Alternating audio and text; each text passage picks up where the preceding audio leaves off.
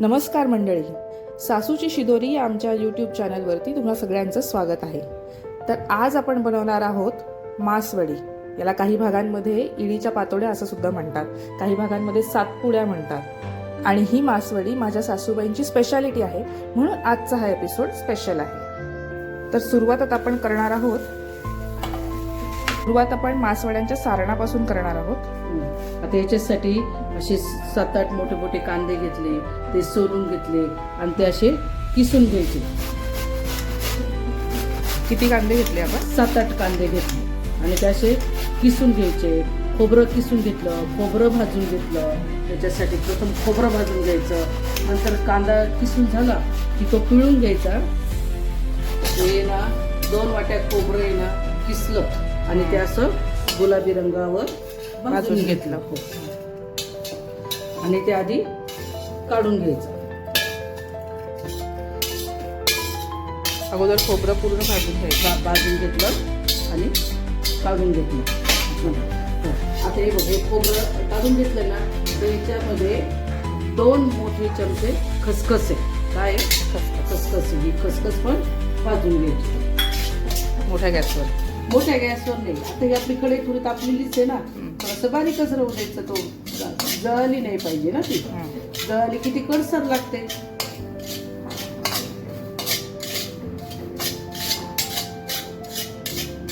आणि या खोबऱ्यावरती ती पण काढून घ्यायची. तिला खूप वेळ नाही, कारण ही बारीक असते ना, पटकन घेऊन जाते. तिला खूप वेळ नाही आणि हे जास्त वेळ नाही भाजू द्यायची. आता हे आणि याच्यामध्ये काय करायचं, कांदा आहे ना आपण किसून घेतलेला, हा कांदा जो आहे ना तो असा पिळून घ्यायचा. त्याच्यातलं रस काढून घ्यायचा. आणि जो आपला हे होतं ना याच्यावर हे असं परतवून घ्यायचं. त्यातलं पाणी पूर्ण काढून घ्यायचं आणि असं परतवून घ्यायचं. आणि मग कोरडा करायचा, तो चांगला परतून घ्यायचा. हे बघा, आता असा कांदा बघ असा परतला गेला ना, थोडंसं कलर बदलला ना तो पाणी कांद्याचा. तो पिळून घेतल्यामुळे कोरडा झाला. हो, पिळून घेतल्यामुळे कोरडा झाला. आता काय करायचं, कांदा बाजूला करायचा आणि इथे तेल टाकून द्यायचं. आता हे आपण मासवड्यांमध्ये भरतो ना सारण, ते सारण म्हणतात, चटणी म्हणतात, हे म्हणतात. आता याच्यामध्ये काय टाकलं, आता आपण हे बघा, ते लसूण आल्याची पेस्ट टाकून दिली याच्यामध्ये. हा, आणि हे चिमूटभर हिंग त्याच्यामध्ये. याच्यामध्ये हळद, ही लाल चटणी आणि चवीपुरतं मीठ टाकून दिलं. लाल तिखट पण चवीनुसार आपण क्वांटिटी किती आहे त्याची, किती याची आहे. आता हे आपलं 10 जणांसाठी स्वयंपाक आहे आता हा आपला. आणि हे झालं, हे कांद्यामध्ये एकजीव झालं की वरतून आपण हे खोबरं खसखस केलेली ना, ते सगळं एकजीव करून घ्यायचं. आता मग ते खोबरं खसखस ते कांद्यामध्ये चांगलं मिक्स करून घ्यायचं. त्याच्यानंतर मग त्याच्यामध्ये धुवून चिरलेली कोथिंबीर टाकायची. आणि हो, मी तुला सांगते, कांदा किसला ना, हे बघ, त्याचं पाणी निघालं ना, ते तुला डोक्याला लावायला काम पडेल. म्हणजे हे पण वाया जात नाही. केसांसाठी चांगलं, केसांसाठी पण कांद्याचं हे लावलेलं चांगलं असतं.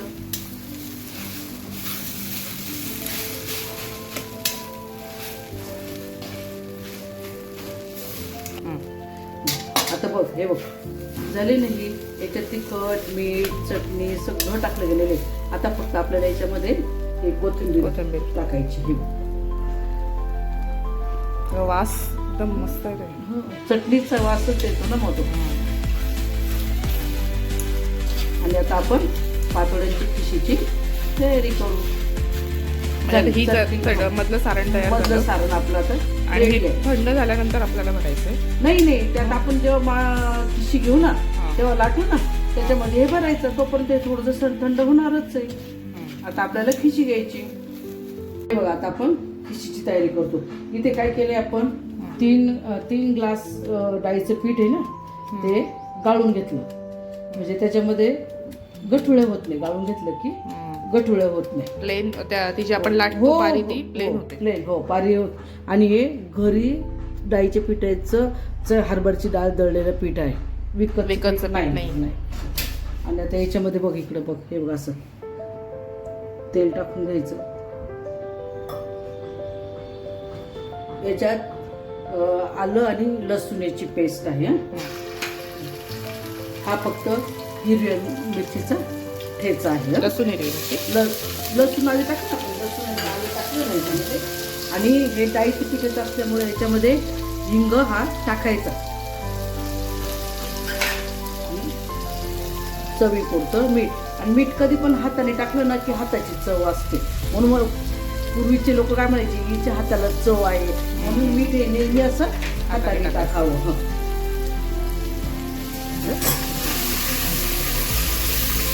आणि हे 3 ग्लास घेतले ना तर 3च ग्लास पाणी टाकायचं त्याला. 3 ग्लास आहे ना डाळ घेतलेली आपण, डाळीचं पीठ, याला 3च ग्लास पाणी. हे बघे 3 ग्लास पाणी टाकले. जेवढं आपण पीठ घेतलंय तेवढंच पाणी घ्यायचं. आणि म्हणजे जुनी डाळ असेल थोडं जास्त लागतं, नवी डाळ असेल तर थोडंसं कमी बी लागू शकतं असं. आता याला उकळी आल्यावर आणि याच्यामध्ये आता हळद टाक.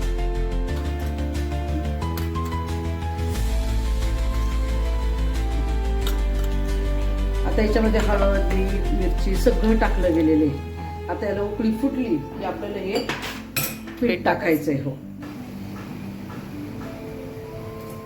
पाण्याला उकळी आली आहे. उकळी आली ना हे बघ, त्याच्यातही त्याच्यात थोडीशी थोडीशी कोथिंबीर टाकून दिली आणि उकळी आली ना त्याच्यामध्ये हे पीठ टाकून द्यायचं.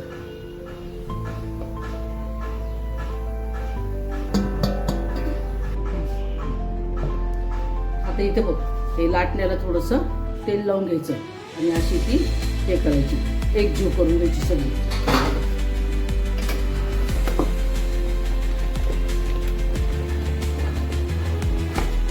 म्हणजे ते लाटण्याला पीठ लटकत नाही ना, मग चिटकत नाही.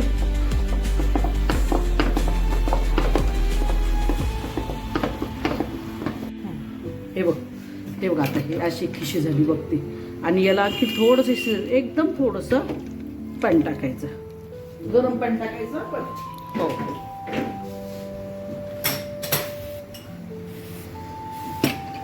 आणि आता किती वेळ आता ठेवायचं? हे आता आपण एक जीव करून घेतलं ना, 10-15 मिनिटं चांगली शिजू द्यायची नाही हिला.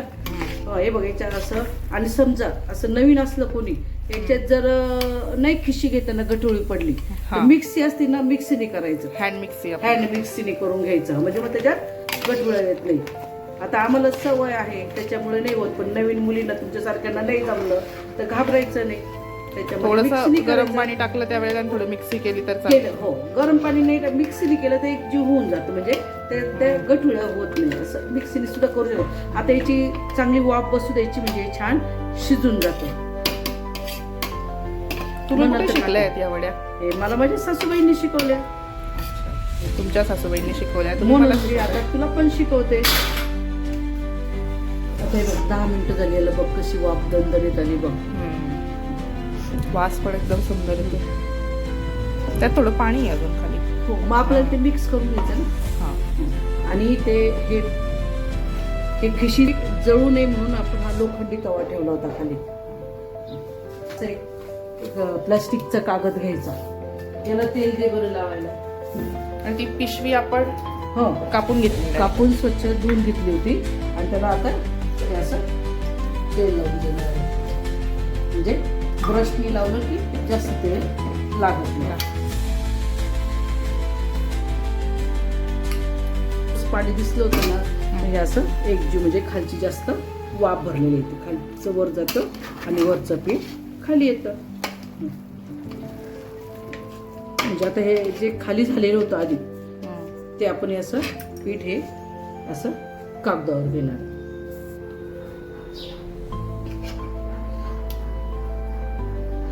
ते मळणार कसं म्हणत?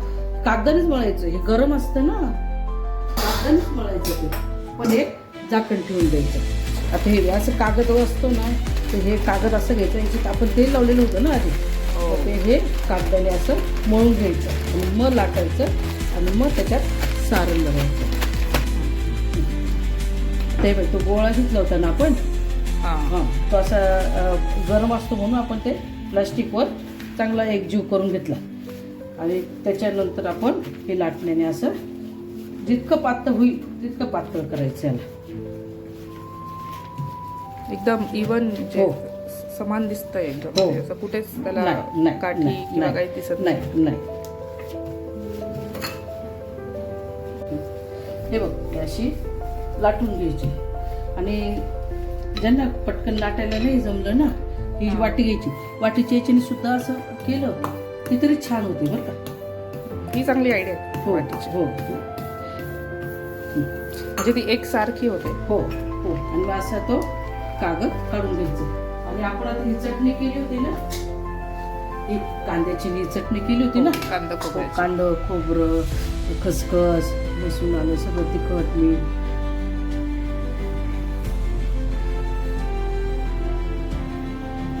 ही सगळी अशी पसरवायची. पसरून द्यायची त्याला.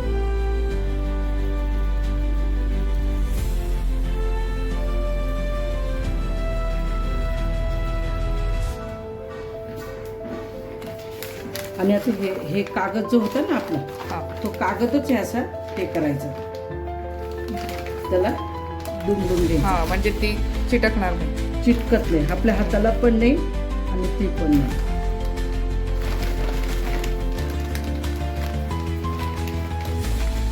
अजून एक तुला करून दाखवते.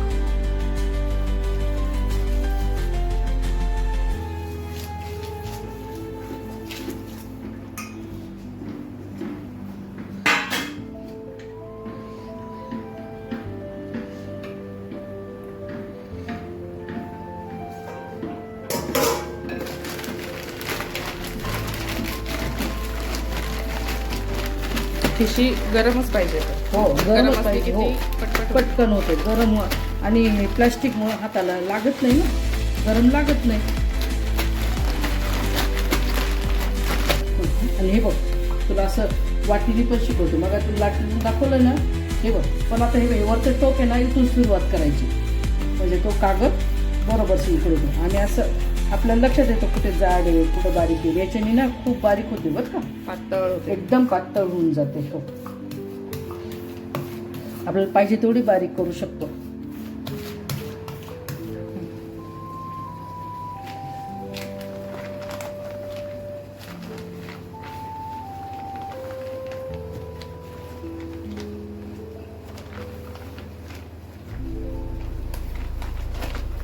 ती जास्त सॉफ्ट दिसते. ते जसं जसं शिजत जाईल ना तसं तसं त्याचं एकदम प्लेन येते. अशी हात धरायची आणि अशी इथं काढून ठेवायची. खूपच नाजूक आहे.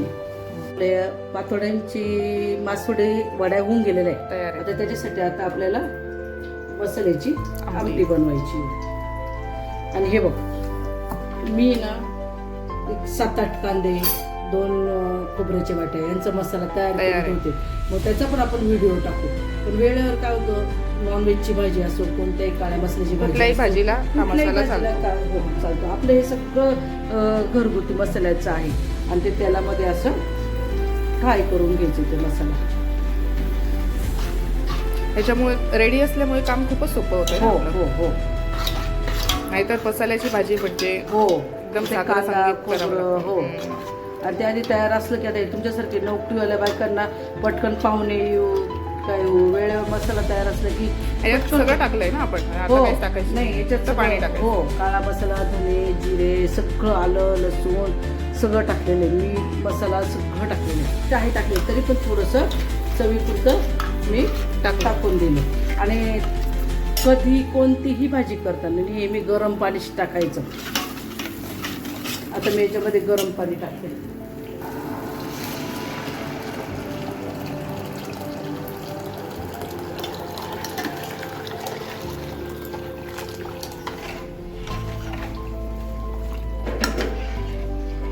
खूप पातळ पण नाही आणि खूप घट्ट पण नाही. हो, अशी हो, आपण आमटी हो. करतोय. कारण ते म्हणजे खूप घट्ट नाही करायची, कारण ते पातोड्या टाकल्या की भाजी घट्टच होऊन जाते ना. आपण याच्यामध्ये ते पातोड्या टाकून खातो ना, बरोबर.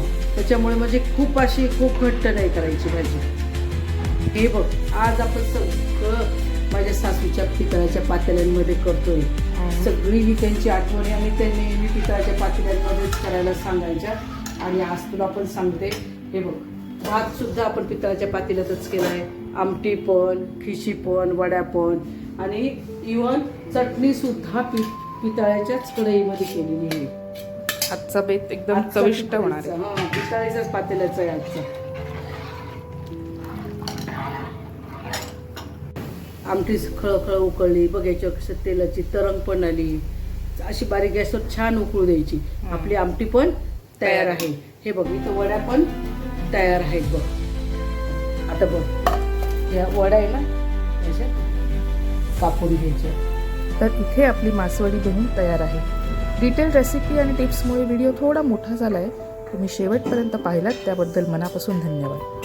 व्हिडिओ आवडल्यास लाईक आणि शेअर करायला विसरू नका.